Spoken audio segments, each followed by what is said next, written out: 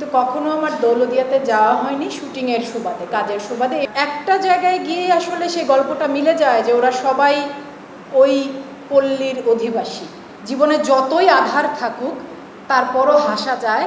নীলপদ্ম সিনেমাটার শুটিংয়ের জন্য আমরা দৌলতদিয়াতে গিয়েছি এবং একটা বড় অংশের শুটিং দৌলতদিয়াতে হয়েছে এই সিনেমাটার। তো অনেক দিন থেকেই তো কাজ করছি আমি, পেশাগত অভিনয়কর্মী হিসেবে 20 বছর থেকে কাজ করছি, কিন্তু কখনো আমার দৌলতদিয়াতে যাওয়া হয়নি শুটিংয়ের সুবাদে, কাজের সুবাদে। এই প্রথমবার যাওয়া হলো। আর যে প্রশ্নটা আপনি করেছেন যে ওখানে যারা বসবাস করে, ওখানকার মেয়েরা, ওখানে আসলে এত জীবনের গল্প, এত ভিন্ন ভিন্ন জীবনের গল্প যে একটা জায়গায় গিয়ে আসলে সেই গল্পটা মিলে যায় যে ওরা সবাই ওই পল্লীর অধিবাসী।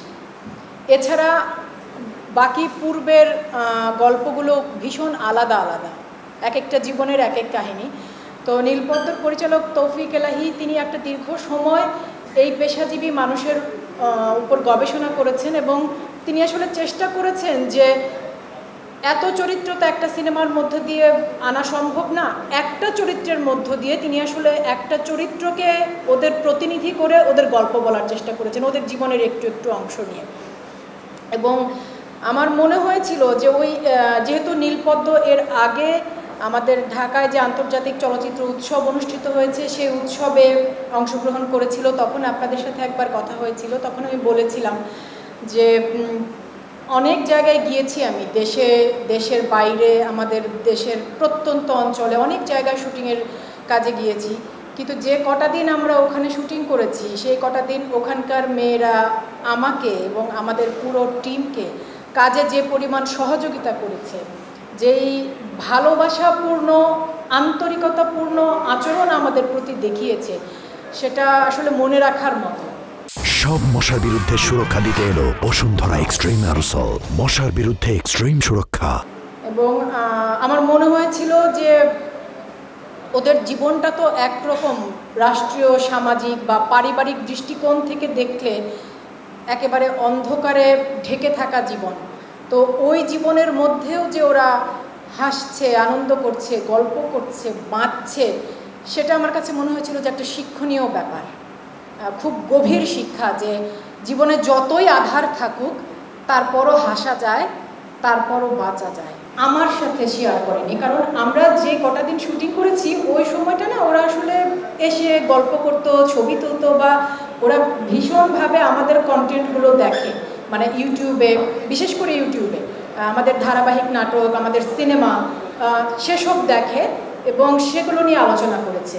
আপনার যে প্রশ্নটা, যে এই যে জীবনের গল্প, এই রকম গল্প সত্যিকার অর্থে ওখানে আছে কিনা এবং কেউ আমার সাথে শেয়ার করেছে কিনা, আমার সাথে না, ওই যে আমি বললাম যে আমার পরিচালক তিনি একটা দীর্ঘ সময় এদের উপর গবেষণা করেছেন, এটা একেবারেই গবেষণা থেকে পাওয়া তথ্য।